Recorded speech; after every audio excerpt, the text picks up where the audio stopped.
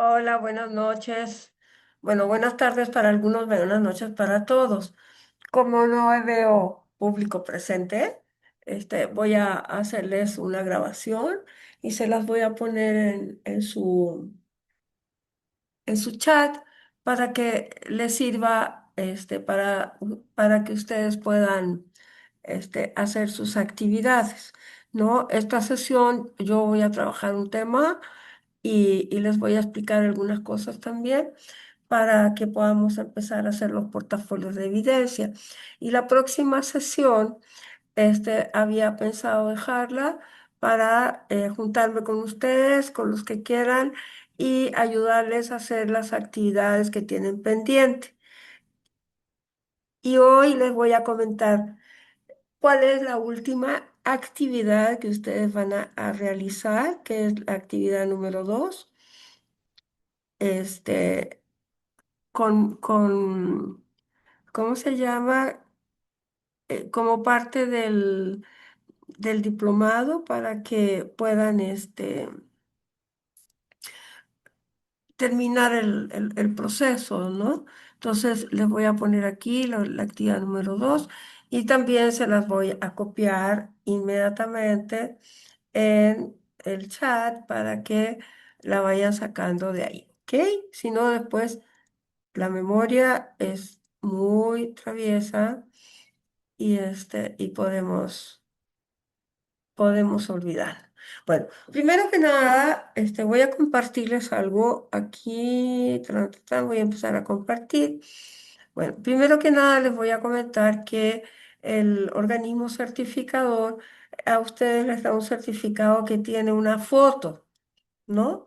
Entonces, esta foto tiene ciertas reglas y tienen que, por favor, enviarla así. Aquí está el ejemplo de la foto y aquí están todas las indicaciones. Por favor, abran esta captura de pantalla que les hice yo y vean de qué se trata. Es de lo más simple, hay que poner cierto número de, ¿cómo se llama?, de tamaños, etcétera.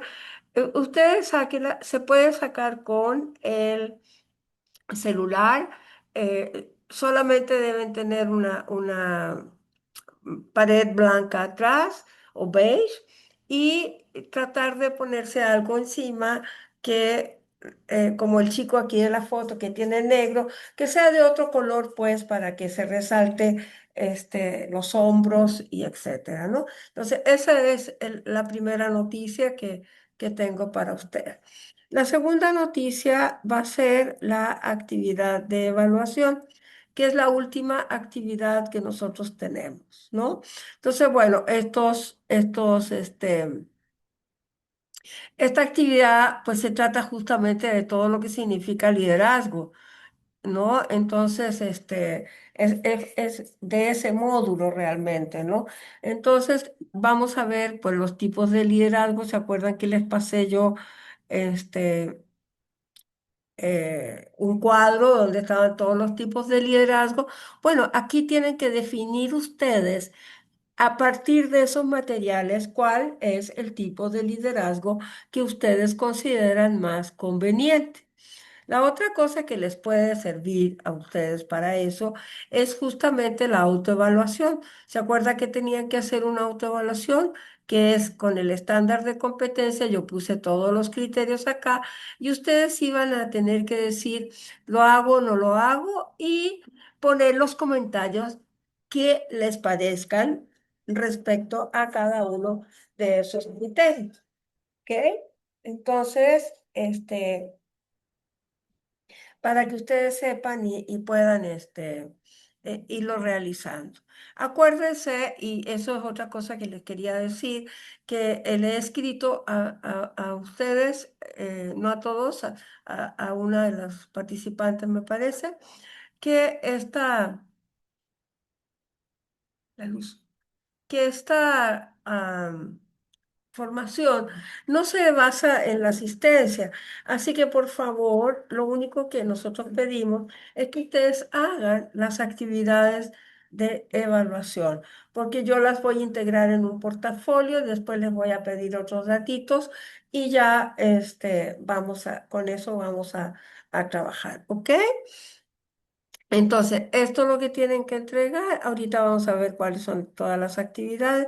Entonces, la actividad actual es sobre estos resultados de aprendizaje. Aquí están los criterios que deben utilizar.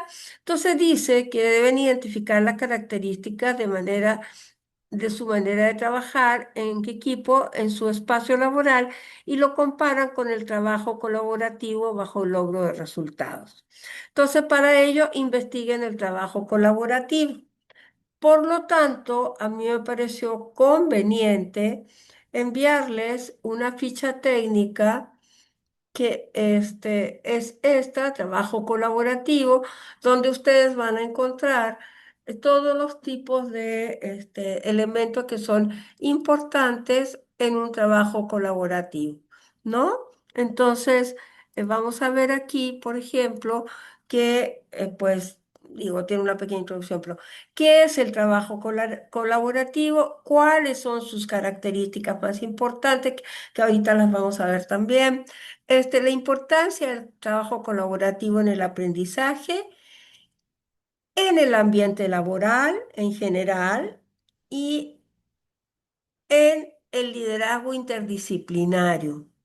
¿Cuál es la importancia que dentro, no solo en el trabajo en general, sino dentro del trabajo interdisciplinario, cuál es realmente la importancia que tiene? Entonces, acá vamos a tener todos los elementos para hacer nuestro trabajo y, y puse también un ejemplo colaborativo que por supuesto lo busqué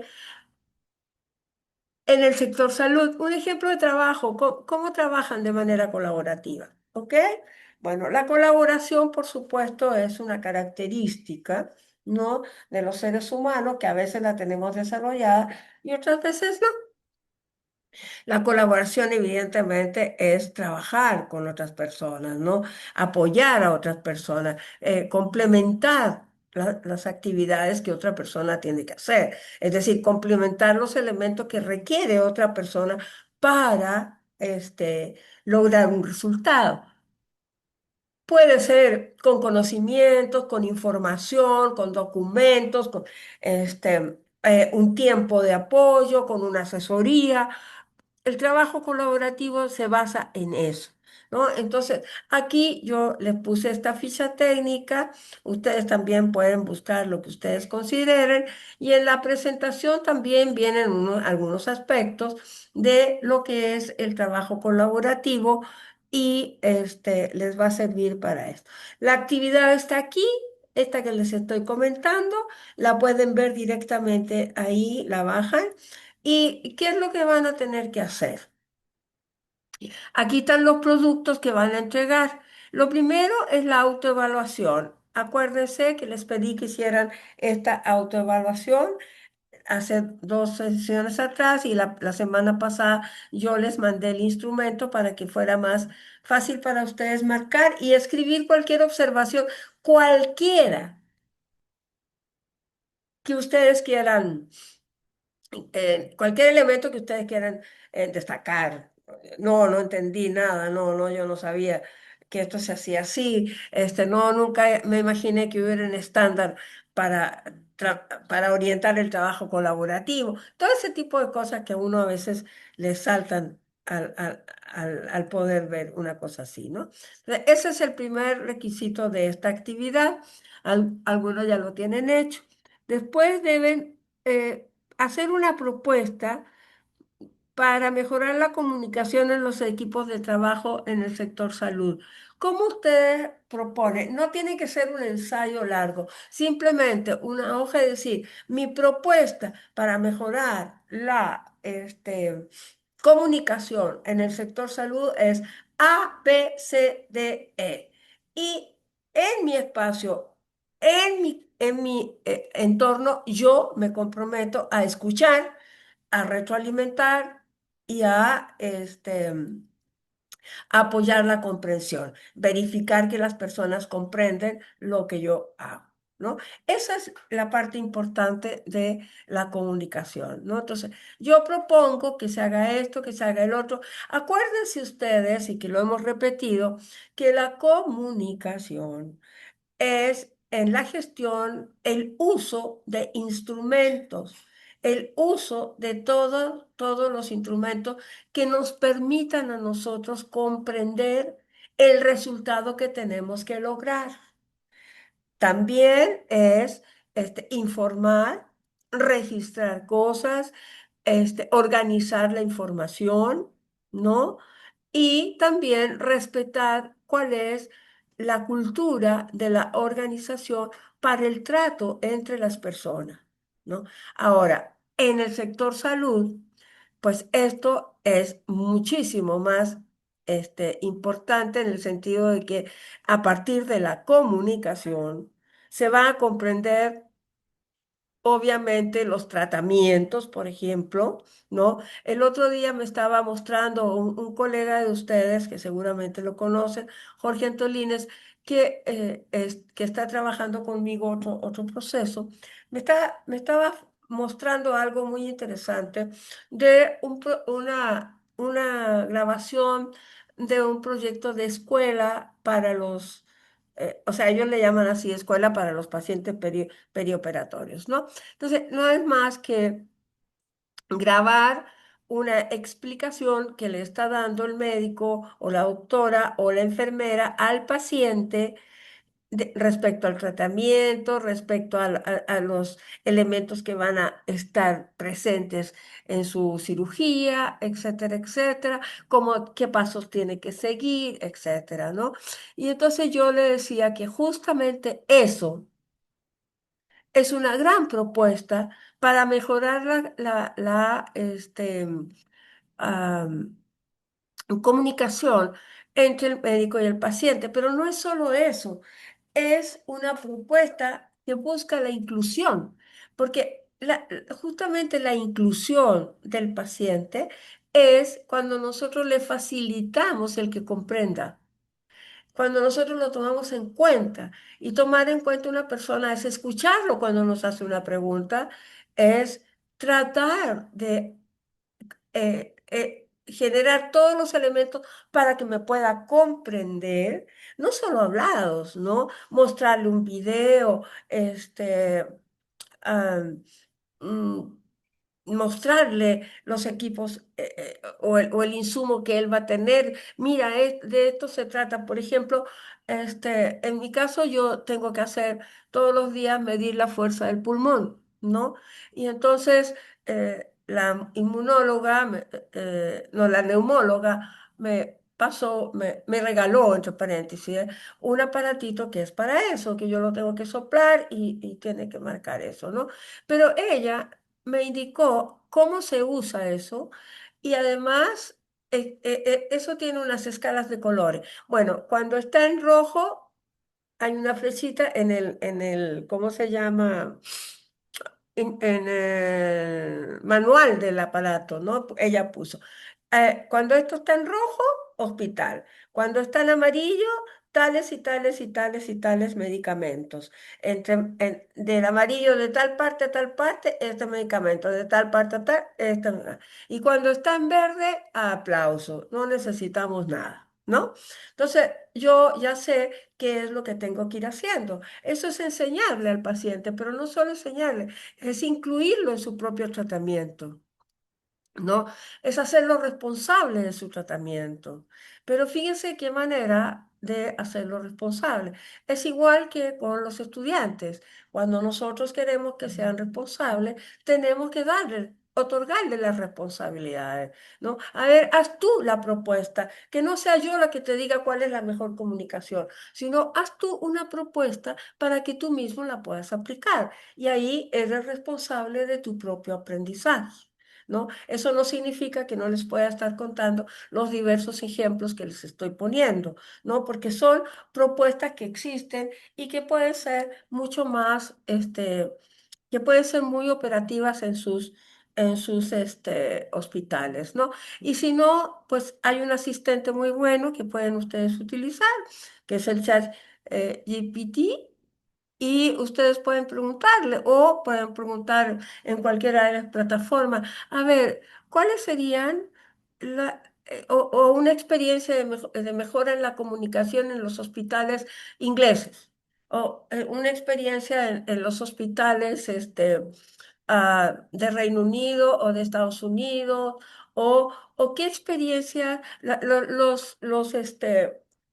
los hospitales de enseñanza que están haciendo muchísimas transformaciones, curiosamente son los de Noruega, los de Países Bajos, que en Holanda, etcétera. Ellos están haciendo muchísimas transformaciones. Pregunten en la computadora, ¿qué hospital está haciendo en tal país, y cuáles son los elementos que han considerado? Y ya, y con eso ustedes pueden investigar, ¿no? En los otros hospitales que están preocupados de eso es Canadá. Se los digo porque yo he estado estudiando muchísimo ese tipo de elementos, ¿no? Pero no se angustien con las tareas que tienen que hacer porque son muy sencillas y no tienen que hacer un libro, ni mucho menos, sino explicar en una página. Esta es mi idea.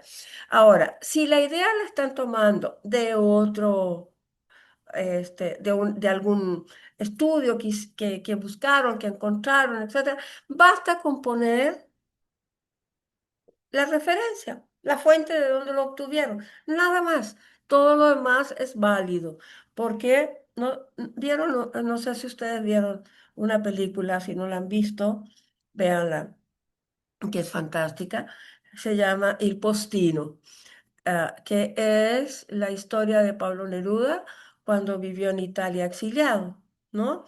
En un pueblito italiano en la costa. Y entonces él, pues ya saben que Pablo Neruda se ganó el premio Nobel con los poemas muy, muy bonitos, ¿no? Entonces él escribía poemas y había un cartero, que es el postino, que iba todos los días en bicicleta a dejarle la correspondencia y cuando sabe quién es, él se da cuenta quién es, etcétera, estaba tan emocionado porque a él le fascinaban los poemas, ¿no? Y entonces estaba conquistando a una chica y entonces llegó y utilizó unos poemas de Pablo Neruda para dárselos. Y le dijo, Pablo Neruda le dijo, oye, pero tú estás usando mis poemas. Y él le contestó, los poemas son de los que los necesitan. Así que ustedes, igual que el postino, los aprendizajes, los conocimientos son de los que los necesitan. Nada más ponen abajo Pablo Neruda y ya, ¿no? Entonces, en ese sentido, esto es muy sencillo. Después, ¿se acuerdan que ustedes tenían un cuadro de liderazgos, de tipos de liderazgo? Bueno, entonces les pedí yo que hicieran un análisis de estos tipos de liderazgo y una recomendación para la gestión del liderazgo interdisciplinario del sector salud. Entonces, en otro documento, ustedes dicen todos los tipos de liderazgo, el que existe actualmente en mi hospital es tal y el que yo recomendaría es este.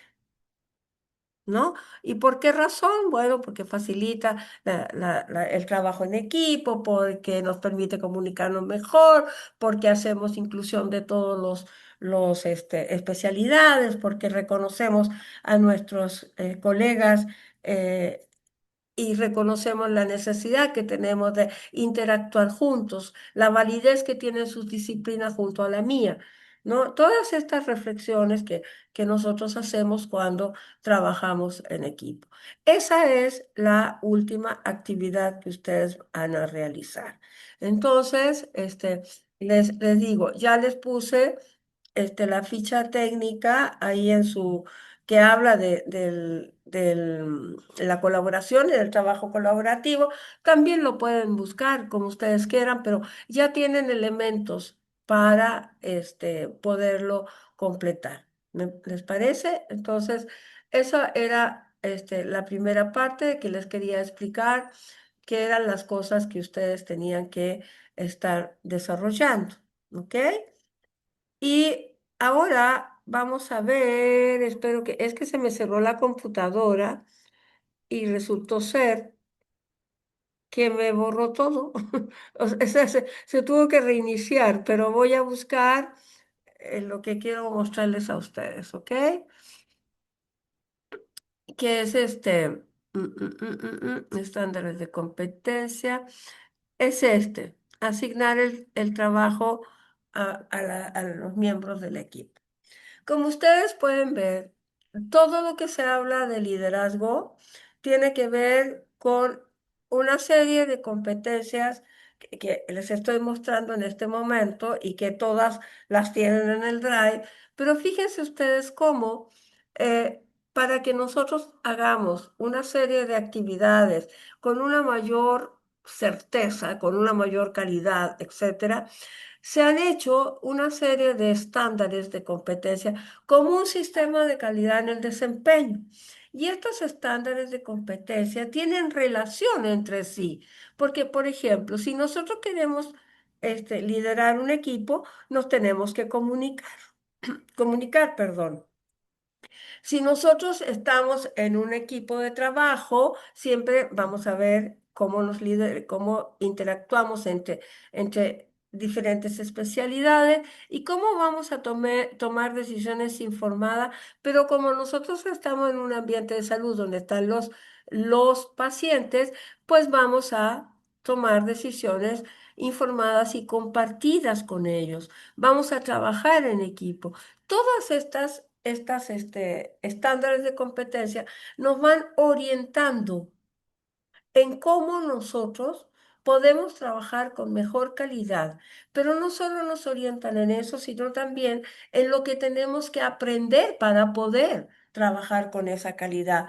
Entonces, mi recomendación es que ustedes, yo al principio les iba a dar uno solo y después dije, no, es mejor hacerles ver que todos estos tienen relación con el estándar de liderazgo. ¿No? Porque si nosotros lo vemos y lo analizamos como lo estábamos analizando el otro día y como pedí yo que los analizaran, pues todo tiene que ver, ¿no? Con cómo nos comunicamos, cómo se organizamos la información, cómo establecemos acuerdos, etcétera, etcétera, ¿no? Entonces, este, van a ver que aquí habla de comunicación, que habla de trabajo en equipo, cómo trabajar con los miembros del equipo para compartir información, conocimientos actualizados con fines de desarrollo profesional. Fíjense, ya me detuve en un solo criterio y ya tuvimos el primer ejemplo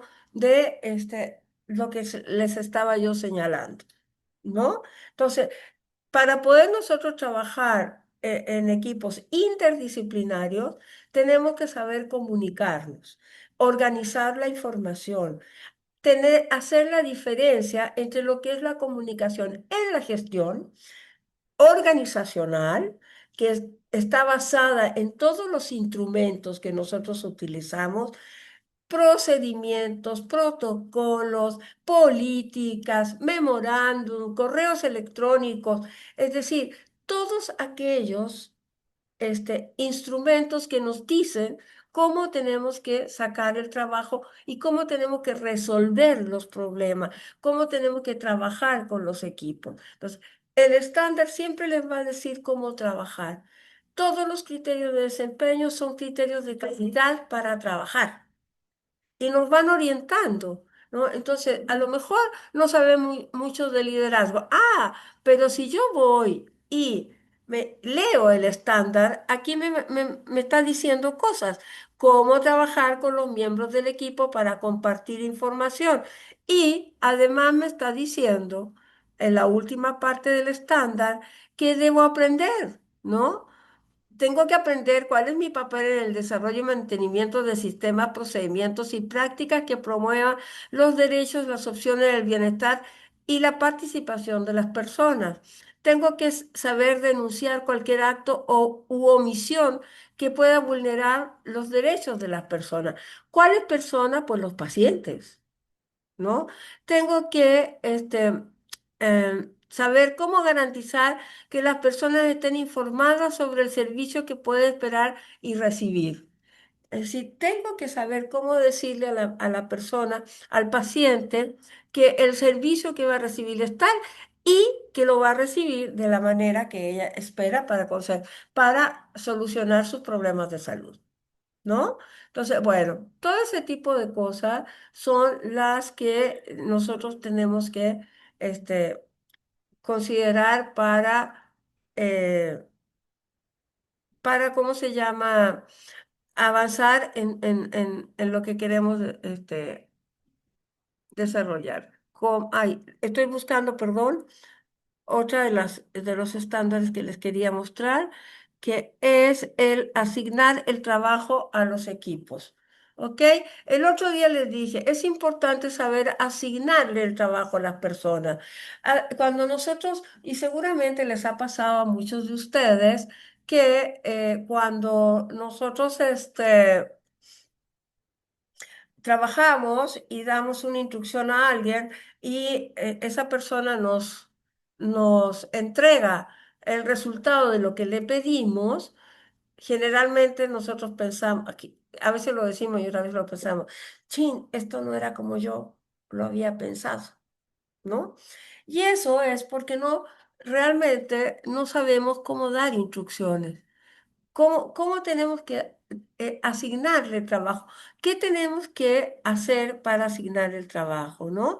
Entonces, primero, asignar actividades a los miembros del equipo es lo que tenemos que aprender a hacer y a orientar a las personas para el logro de los resultados, ¿no? Nosotros como líderes tenemos que orientar a la gente, ¿no? Entonces, cuando yo voy a asignar una actividad, tengo que definir las actividades críticas de acuerdo con las características del proceso que estoy haciendo. ¿No? No es llegar y decirle, haz esto. No, sino, a ver, en el marco de este proceso hay que hacer tal cosa. Y esto es crítico. O sea, no es cualquier cosa. Son las actividades críticas, ¿no? Las que tenemos que nosotros, sobre las cuales debemos orientar, ¿no? Tenemos que confirmar el trabajo requerido del equipo con el responsable del área y solicitar las aclaraciones en su caso sobre cualquiera de los puntos o actividades de trabajo pendientes, ¿no? Es decir, nosotros no solo tenemos que escuchar que nos den la asignación, sino que tenemos que nosotros pedir que nos expliquen bien para poder nosotros tener la seguridad, ¿no? ¿Cuáles son todos esos puntos críticos en la actividad que nos están otorgando? Pero también es responsabilidad del que está asignando la actividad comprobar que la persona lo ha comprendido, comprobar que no quedaron dudas, comprobar que los puntos críticos de esa actividad, como por ejemplo, solicitar los fármacos para una cirugía torácica, que no es cualquier tipo de cirugía, sino es un tipo de cirugía perioperatoria. Entonces, ¿cuáles son los fármacos? Tengo que explicarle a la persona y tengo que yo verificar que el plan de anestesia de esa fórmula o ese medicamento que yo estoy solicitando, de acuerdo al proceso, dice aquí, bueno, de acuerdo a el plan quirúrgico, pues ese es el proceso, ¿no? Y así, elaborar un plan de trabajo que describa cómo el equipo llevará a cabo las actividades. Eso cuando ustedes hacen un proyecto o cuando tienen ¿cómo se llama? Una cirugía. Muy grande, etcétera, pues tienen que elaborar planes de trabajo. Y cuando yo digo elaborar planes de trabajo, no necesariamente es una cosa así formal, no, es eso que yo hago para decir, ah, bueno, en mi cuaderno, por ejemplo, ¿no? Hoy el trabajo es tal, este es el objetivo que necesito, cuántas personas son, quiénes son los que van a intervenir, etcétera, ¿no? Y cuáles son las actividades críticas que tiene esto. Ya, punto, no, no más. Pero ese tipo de planeación resuelve muchas situaciones, muchísimas. ¿No? Porque no dejamos de ver lo que es crítico, pues. Crítico es todo aquello que nos cambia el resultado si no está hecho. ¿No? Cualquier cosa que sea crítica, que nosotros no la realizamos, nos va a cambiar el resultado. A eso es lo que se le llama crítico en los sistemas de calidad, ¿no? En los sistemas de gestión. Los elementos críticos son todos aquellos que si yo no lo llevo a cabo con los criterios previamente establecidos, me cambian el resultado. Y eso es algo que no podemos permitir, porque en el caso de ustedes implica vidas y en el caso en general de cualquier organización implica recursos, implica retrabajos, implica tiempos, implica quejas de los clientes, etcétera, ¿no? O sea, implica una serie de situaciones. Después, asignar el trabajo a los miembros de un equipo, pues implica que lo hagamos en forma equitativa. No, no podemos cargarle la mano a los residentes, por ejemplo, ¿verdad? Entonces, tenemos que ver qué habilidades tienen, cuáles antecedentes de experiencia tienen, las cargas de trabajo existentes, las oportunidades para su desarrollo. Fíjense, estoy hablando de los residentes, ¿no? Entonces, a ver. Tienen que aprender, obviamente, pero es importante ver qué antecedentes y qué experiencia tienen respecto a lo que yo le estoy enseñando. Eso no quiere decir que no se lo voy a enseñar o que no lo voy a tomar en cuenta porque todavía no lo sabe, no, pero para mí es importante saber cuáles son los aprendizajes previos de mis residentes, porque eso a mí me va a solucionar diferentes problemas de complejidades, ¿no? Si ya saben algunas cosas, parto de ese aprendizaje previo. No parto de cero, parto de un aprendizaje previo, ¿no? Y entonces tengo mucho más tiempo para enseñar cosas que son más críticas y que seguramente ellos todavía no tienen la experiencia, ¿no? Entonces, esos son los elementos que nosotros debemos tomar en cuenta. También hay que tomar en cuenta el grado de responsabilidad y de autonomía que tiene la persona para el logro del resultado. Es decir, ¿qué tan autónomo es para tomar decisiones? ¿No? Si yo soy el director, pienso que soy autónomo para tomar decisiones, pero fíjense que no es verdad. En las organizaciones, en las sociedades del conocimiento, las organizaciones son horizontales y el director no puede tomar decisiones eh, solo. Necesita la información del equipo, necesita la información de los operativos, ¿no? Ellos son los que están en el campo, en la trinchera, por lo tanto, ellos son los que se necesita, los posibles riesgos que hay, qué innovaciones tenemos que hacer, cuánto atraso tenemos en nuestras actividades, etcétera, qué demandas tenemos en el contexto donde estamos ubicados, etcétera, ¿no? Entonces, todo eso el director lo necesita para tomar decisiones. Por eso es que no puede tomarla solo. Ya no es cosa de que yo soy el que mando y yo tengo el poder y yo tomo las decisiones. No, porque las decisiones se toman a partir de la información. Tomar decisiones no es yo soy capaz de tomarla. Tomar decisiones significa informarse, es un método. Tengo que tener las fuentes de información, tengo que buscarlas, tengo que analizarlas. Eso es lo que me permite a mí tomar decisiones.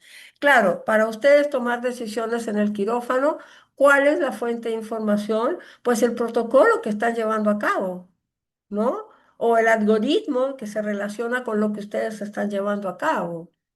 ¿No? O las normas que están hechas específicamente para el trabajo en el quirófano, ¿no? Entonces, bueno, como ustedes pueden ver, Tomar, asignar actividades implica confirmar con los miembros del equipo la comprensión de la información proporcionada, informar al equipo sobre el trabajo que les ha sido asignado y la calidad esperada de su desempeño. No es nomás que vayas ahí con el paciente y le digas, oiga, usted tiene que traer el consentimiento, tiene que firmar el consentimiento. No, tiene que llevarle el consentimiento, explicarle de qué se trata, explicar cuáles son los pros y los contras, qué significa eso, por qué tiene que dar la autorización, eh, cuál es la seguridad que ese consentimiento le da a él, al médico y al hospital, etcétera, ¿no? Aunque, porque uno no lo sabe. Y entonces uno dice, bueno, ¿y esto para qué es? ¿No? O sea, eso es importante. Acuérdense que los pacientes no son médicos, ¿no? Entonces, por eso es importante, bueno, y cuando son médicos, son los más difíciles. Los pacientes más difíciles, decía mi hermano, son mis colegas. Esos sí que son difíciles, ¿no? Bueno, luego es importante orientar a las personas para el logro de resultados en el trabajo. Un líder debe hacer eso y un jefe que no es líder también. Acuérdense que los líderes no necesariamente se relacionan con la estructura ocupacional. No es cierto que un jefe es líder. Puede coincidir, obviamente, pero el hecho de que a ti te nombren jefe no significa que tú eres el líder. El líder está basado en las capacidades, en las formas de relación, en cómo soluciona problemas, en el expertise que puede tener para solucionar esos problemas, en cómo se relaciona con las personas, cuál es el nivel de inteligencia emocional que tiene. Sabe escuchar, apoya, proporciona información, trabaja de manera colaborativa, ¿no? Atiende las demandas y las angustias de los pacientes y sus familias, porque a veces las familias tienen más angustia que los pacientes mismos, ¿no? Entonces, bueno, por eso es importante que en este tipo de formación nosotros tengamos claro que este tipo de recursos, como son los estándares de competencia, nos van siempre a dar elementos que nos van a orientar, que nos van a decir, bueno, así puedes trabajar. Realizar la orientación a las personas utilizando los instrumentos de la organización del trabajo. ¿Cuáles son esos instrumentos de la organización del trabajo? Así como ustedes tienen instrumentos y creo que esto ya se los había comentado. Así como ustedes tienen instrumentos en el quirófano, en la clínica, etcétera, etcétera, la organización del trabajo también tiene instrumentos y son todos los sistemas de gestión. Y lo que los sistemas de gestión consideran importante para su propia operación, digamos, ¿no? Entonces, ¿cuál es el instrumento más importante de un sistema de gestión? El manual de calidad. Ese es un instrumento, ¿no? Entonces, ¿cuáles son los instrumentos de la organización del trabajo? El manual de calidad, las políticas, los procedimientos, los descriptivos de puesto, las notas técnicas, la solicitud de servicio, los planes, es decir, todas las herramientas que nos dan a nosotros información para nosotros orientar nuestro trabajo o nos dicen las reglas de cómo vamos a desarrollar el trabajo o nos dan información de cómo vamos a desarrollar el trabajo. Los instrumentos de la organización del trabajo hacen eso, organizan el trabajo a través de sistemas, a través de procedimientos, a través de información, a través de instrucciones, ¿no? Todas esas cosas son los instrumentos de la organización del trabajo, que son fundamentales para tener un trabajo de calidad, fundamentales. Tenemos que aprender para qué sirven y cómo se diseñan, porque cada uno tiene características distintas. Por ejemplo, este estándar de competencia que yo les estoy mostrando a ustedes es una herramienta también de organización del trabajo, porque es un estándar para mejorar el desempeño de las personas. Pero los estándares de competencia y los estándares de calidad como la ISO, la Joint Commission, todas esas cosas, no son documentos secuenciales, son documentos de orientación. ¿No? Entonces, como son documentos de orientación, solo traen elementos que son críticos. Y por eso, si ustedes ven, los criterios de desempeño no están en orden. Van diciendo cosas distintas, no tienen una secuencia. Solo son los elementos que son críticos. No importa el orden, no se me puede olvidar ninguno que sea crítico. Si me acordé primero de registrar información, ¡plaf! Si me acordé al final que tenía que registrar información, está bien, pero es crítico registrar información. No importa dónde va. Sin embargo, los procedimientos, ahí sí, el procedimiento es secuencial. El procedimiento va describiendo, estoy buscando aquí. Es que creo que les había puesto el formato de procedimiento para hacer procedimiento, porque es súper interesante cómo se hace y es muy importante hacerlos. No lo tengo aquí, pero lo debo tener por acá y se los voy a mostrar porque realmente les puede servir a ustedes que son los que están, por ejemplo, queriendo crear una empresa. Ahí ya tienen cómo se hacen los procedimientos, ¿no? Entonces vamos a poner procedimiento. Aquí está. Proce- eh, Procedimientos para hacer procedimientos. Y se los voy a mostrar para que vean que ustedes que las actividades van siendo secuenciales, ¿no? Entonces, para hacer un procedimiento, pues lo primero que hace es redactar el propósito, ¿no? Este procedimiento, que es para hacer procedimiento, su propósito es establecer los pasos necesarios para la elaboración de procedimientos de trabajo en una organización o institución, ¿no? Y entonces después, ¿cuál es el alcance del procedimiento? ¿Cuáles son los responsables del procedimiento? ¿Y cuál es la descripción? Aquí van a estar todas las actividades, ¿no? ¿Cuáles son los instrumentos que se van a usar cuando uno hace procedimientos? Y ya las actividades. Paso uno, el nombre del procedimiento se establece con el título, ta, ta, ta. Paso dos, la identificación del procedimiento está dada por el código del documento. Paso tres, el propósito establece el resultado que se va a lograr, bla, bla, ¿no? ¿Se fijan cómo va paso por paso? Todos los pasos que se deben dar. ¿Para qué? Para hacer un procedimiento. Entonces, a los que van a tener una empresa, esto les puede servir mucho. Después, las políticas que van a reglamentar los procedimientos, cómo se hacen y todo, los materiales que pueden usar, etcétera, etcétera. Todo eso va a depender de cada, ¿cómo se llama? Cada una de las organizaciones, ¿no? Y aquí va el registro de las modificaciones, ¿no? ¿Cuándo se hizo las modificaciones a esto? Bueno, en el 2018 y en el 2020, y quienes fueron el área de investigación y el área técnica fueron las áreas que hicieron los cambios. ¿Ok? Entonces, para que vean ustedes que estos documentos, este, tienen características distintas.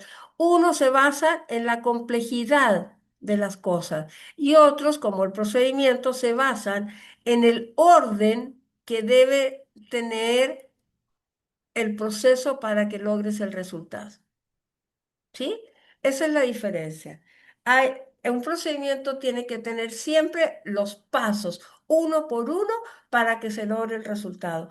Pero los estándares solo se basan en aspectos que sean críticos, porque son de orientación. Si yo tengo un procedimiento para trabajar en el quirófano y no cumplo uno de los pasos, estoy cometiendo un error que puede generar un riesgo. Igual por ejemplo, en una empresa que yo trabajaba que hacían vidrio. ¿no? Entonces, tienen un aparato donde van metiendo la arena para hacer los vidrios y las piedras y los residuos de botella, etcétera, etcétera, ¿no? Entonces, hay que tener cuidado a la salida de ese aparato, cuáles son los moldes que van a poner, porque si no ponen el molde adecuado, se quiebra el vidrio, o sea, no sirve ya, ¿no? Entonces, cuando se enfría, porque eso sale hirviendo, cuando se enfrían en el molde y no está el molde adecuado, en lugar de enfriarse y quedar deforme, no, se quiebran, ¿no? Entonces, ahí hay un gasto. Si no sigo el procedimiento, hay un gasto, ¿no? Y una pérdida de material, etcétera, etcétera, ¿ok? Entonces, por eso es importante que nosotros tengamos ese tipo de elementos para la gestión. ¿Y quién hace, quién lleva a cabo esa supervisión? ¿No? En algunas instituciones, pues son los supervisores, ¿no? Pero en el caso de ustedes, son mucho más importantes los líderes de, de las grandes acciones que hacen, ¿no? ¿Quién es el que está a cargo? O sea, ¿cuál es el que va a orientar a todos? Puede ser el anestesiólogo y le está diciendo a los demás, a ver, no, esta cirugía torácica, miren, el paciente está en tal condición, no, ya no vamos a poder dar más anestesia, por ejemplo, ¿no? Claro, obviamente yo estoy inventando porque no tengo idea, pero más o menos me imagino, ¿no? O el cirujano va a decir, a ver, cuidado, mire, aquí vamos a hacer un trasplante, estas son las condiciones, etcétera, ¿no? Y cómo vamos a tener que llevar esto, porque este, el paciente no está en las condiciones 100% para recibir el trasplante, pero puede ser, etcétera, ¿no? Entonces, bueno, todas esas cosas hay que justamente irlas trabajando en equipo, trabajando, eh, asignando las actividades, ¿no? Y, y no quiere decir que cuando ustedes están en el quirófano y pasa una urgencia, tienen que sacar la norma para leer las actividades. No, no, no. Es cómo nosotros asumimos esto, cómo lo vamos analizando, cómo lo vamos estudiando, cosa de que no solo tenemos que estudiar fisiología, anatomía, no, también hay que estudiar este tipo de cosas para que nosotros podamos reaccionar, ¿no? Que y sepamos que hay herramientas que nos ayudan, que no es llegar y ser médico y ya todo lo sé, no, es cada disciplina aporta algo para el logro de resultados. Todas las disciplinas van aportando cosas, ¿no?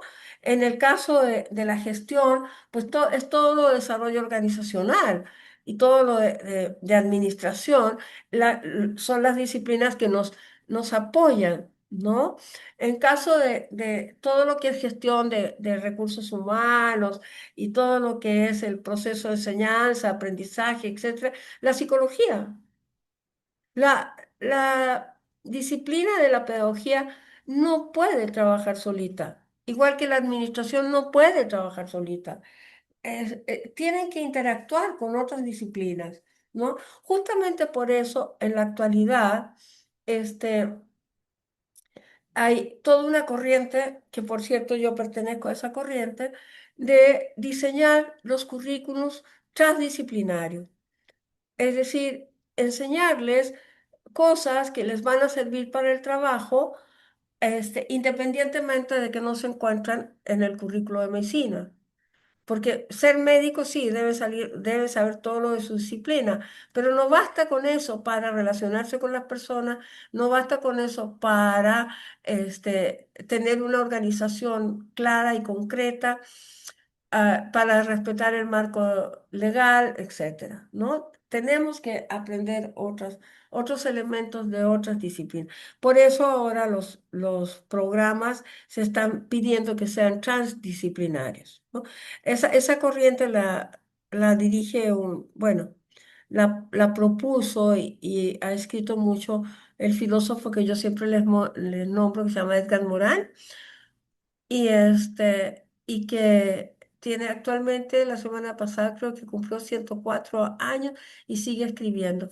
Y escribió un libro hermoso que se llama Enseñar a vivir. Me encantó. Eso deberían tenerlo todos los docentes, enseñar a vivir. También se los puedo regalar porque lo tengo en PDF. Ok, bueno, esto es lo que yo les quería mostrar.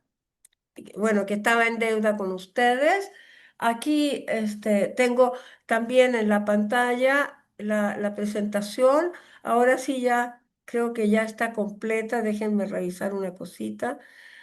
No me acuerdo en algunas notas, el diseño del programa.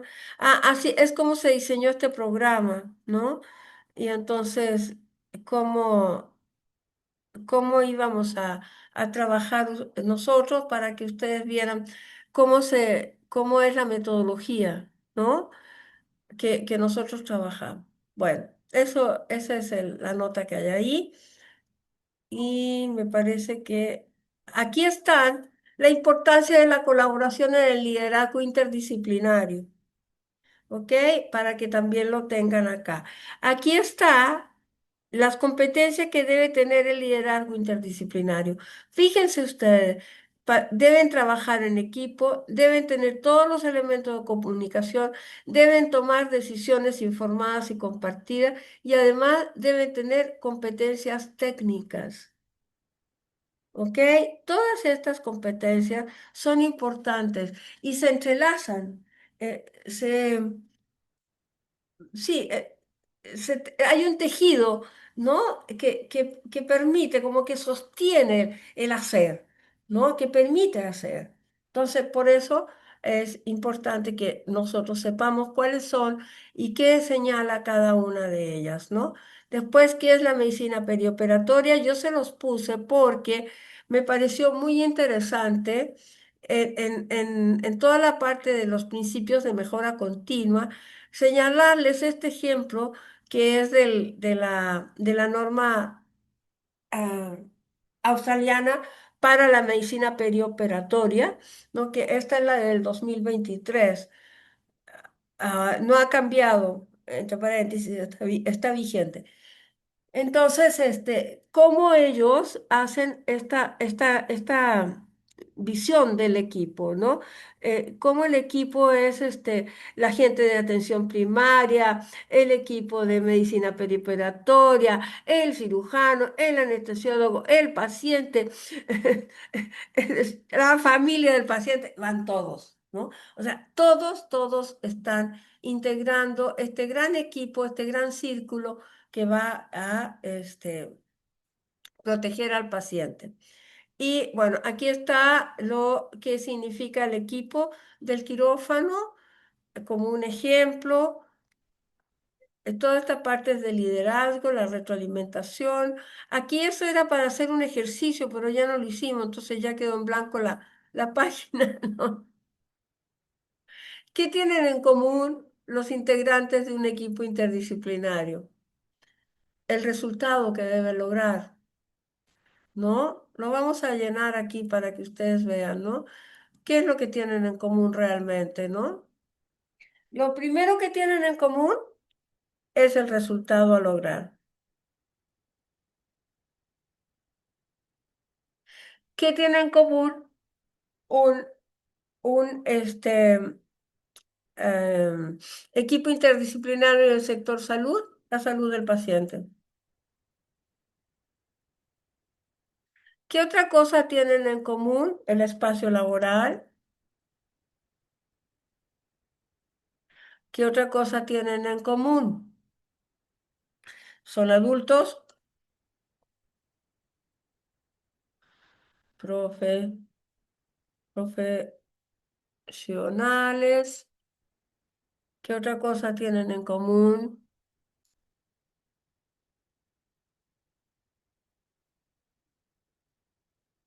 Las competencias transversales.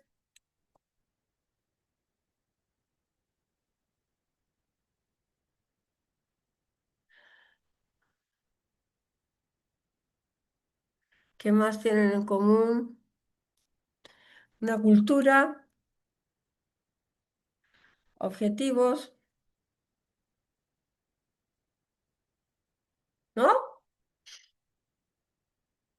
Por ahí va la cosa, pero fundamentalmente tienen en común las competencias transversales. Fíjense ustedes, ¿ok? ¿Qué tienen en común los miembros de un equipo de quirófano? La disciplina, la medicina, las competencias técnicas, ¿no? Eso tienen en común, aunque sean interdisciplinarios, pero lo que los une es la medicina, la salud de los pacientes. Eso es lo que los une, ¿no? O sea, todo esto orientado ¿a quién?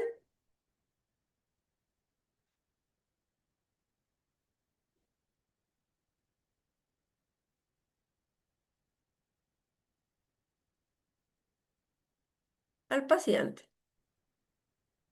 ¿no? Todo esto está orientado hacia él. Es el único importante.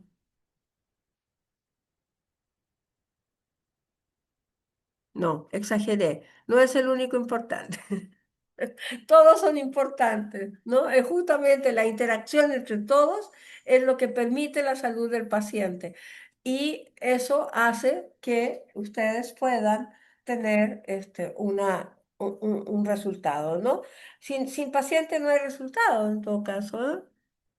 Entonces, tenemos que acordarnos de eso, ¿ok?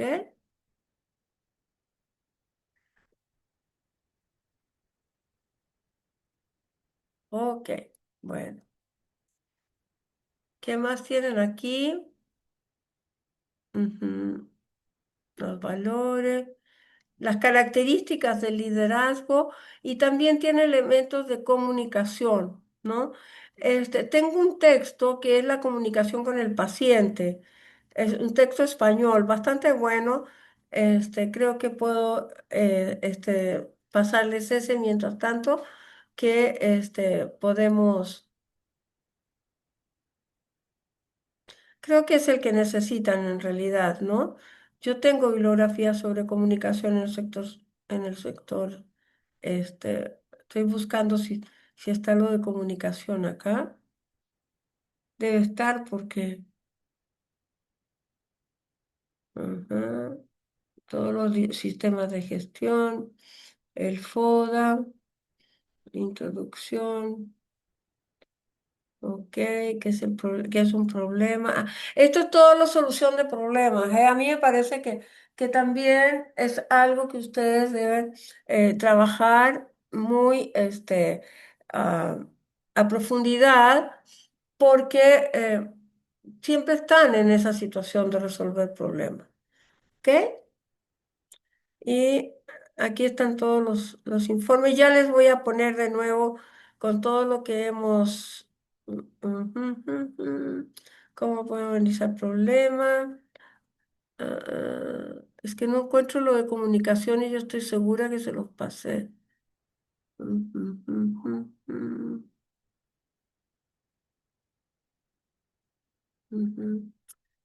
Comunicación. Ay, sí. Ay, qué susto. Eso, en la parte de comunicación, la comunicación organizacional. Qué barbaridad, casi me muero del susto. Dije, no, ¿cómo es posible que no les haya pasado? Entonces me falta pasarles la comunicación en el paciente, ¿ok? Esto yo se los doy, mañana se los pongo en el chat. ¿Estamos de acuerdo? Creo que sospecho que es Normita la que está. No, no había mirado que hay una persona. Ah, es José Humberto. Perdón, José Humberto, pensé que era Normita. Bueno, les grabé toda la sesión, pero ahora si tú quieres hacer una pregunta, puedes hacerla. Eres el privilegiado porque eres el único que está presente. O a lo mejor prendiste la computadora y no estás. ¿Sí me escuchas? ¿O estás en quirófano? No sé.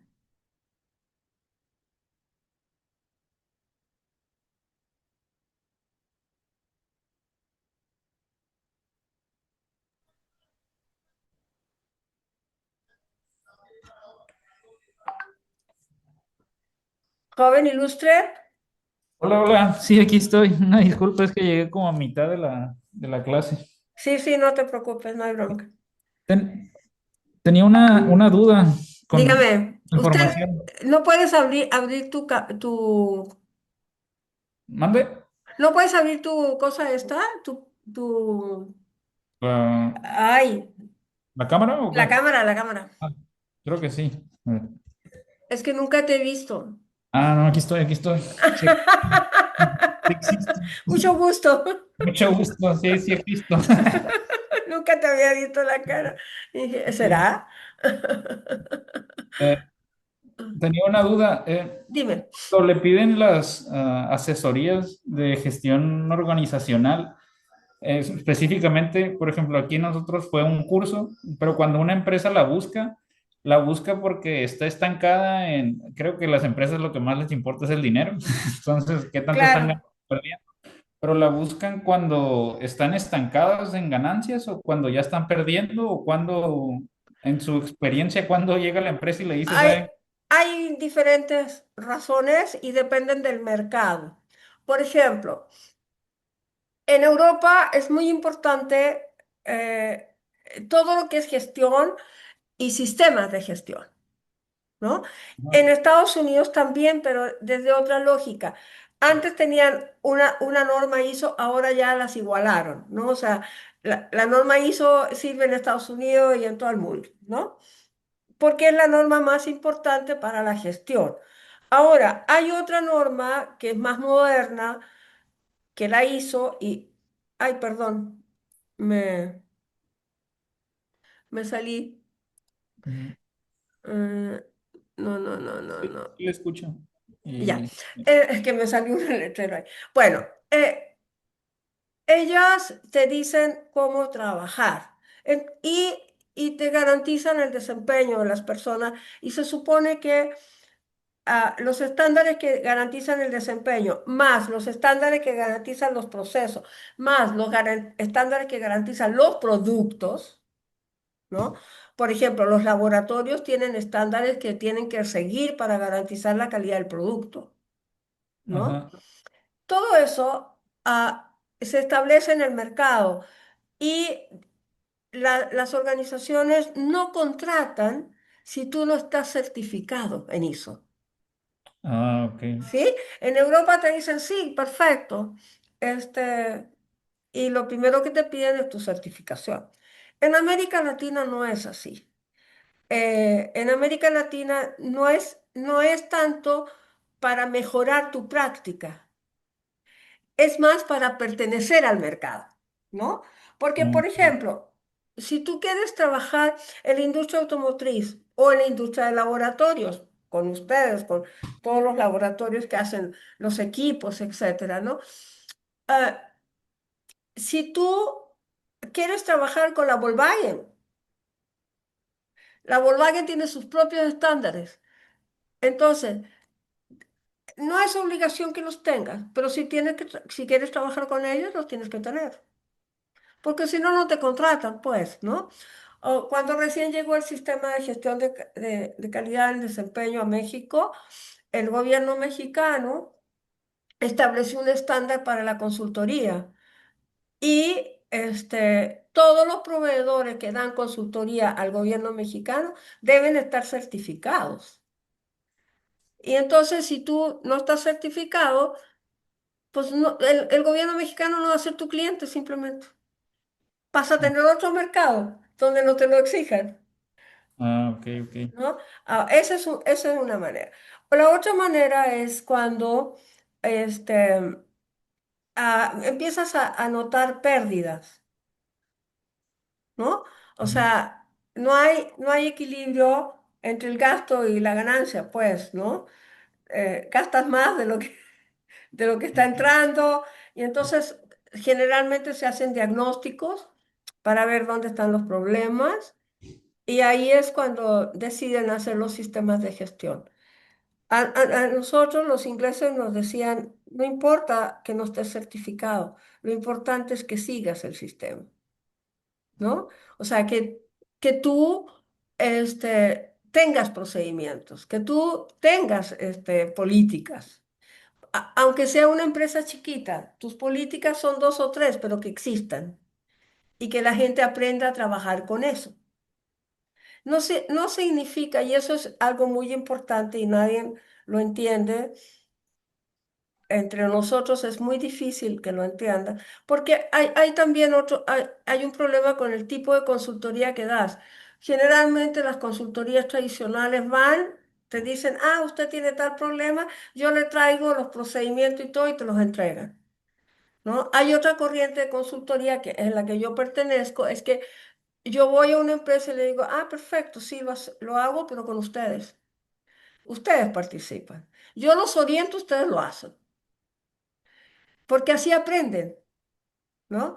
Entienden para qué sirve, aprenden cómo se usa, empiezan a eliminar las cosas que no sirven, ¿no? Todo, y lo verificamos directamente.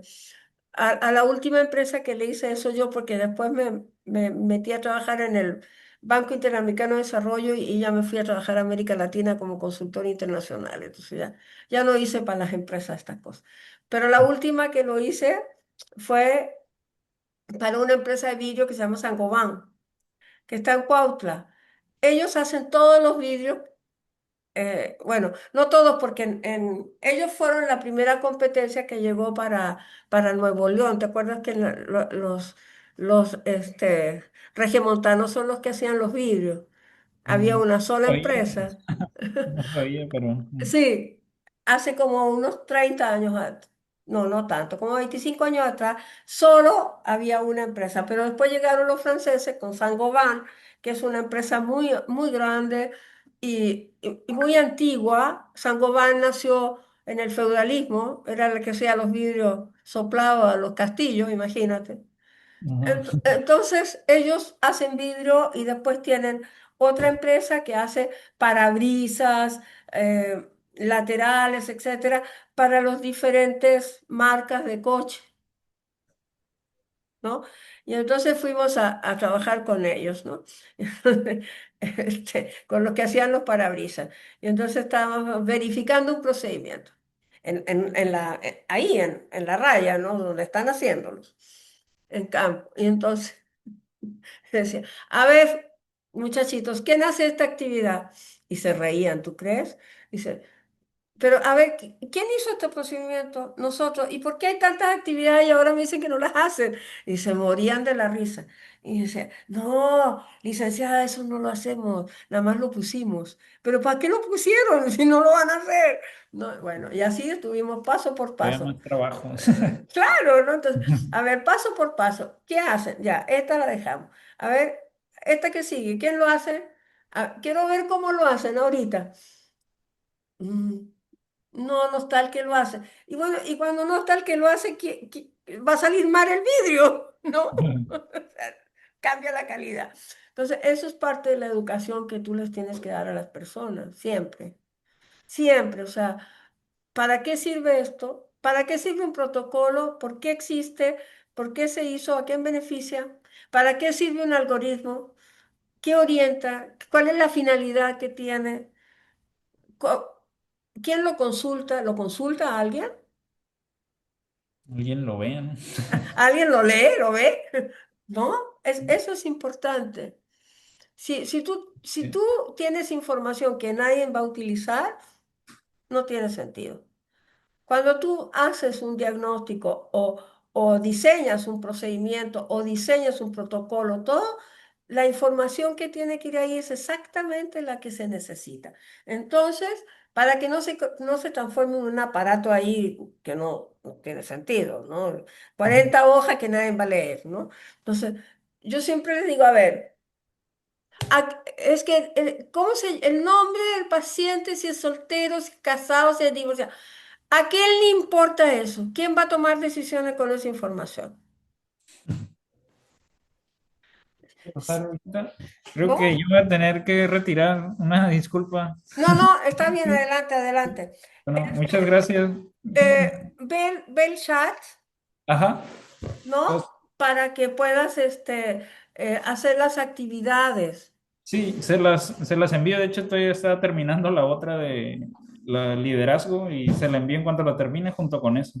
¿Ok? También se me hizo Y interesante lo de manual de procedimientos para procedimientos. Entonces, de hecho, una revisada. A lo mejor me ayuda con la farmacia. exacto. Pensando en ti y en la otra chica que están haciendo sus Ajá. empresas, les he estado poniendo ese tipo de cosas. Ok, entonces, cualquier cosa, por favor, don Pepe, me avisas, Sí, ¿sí? sí. Porfa. Cualquier cosa yo me comunico. Muchas gracias. Ándele pues, que esté Nos muy bien, vemos. chao. Buen día.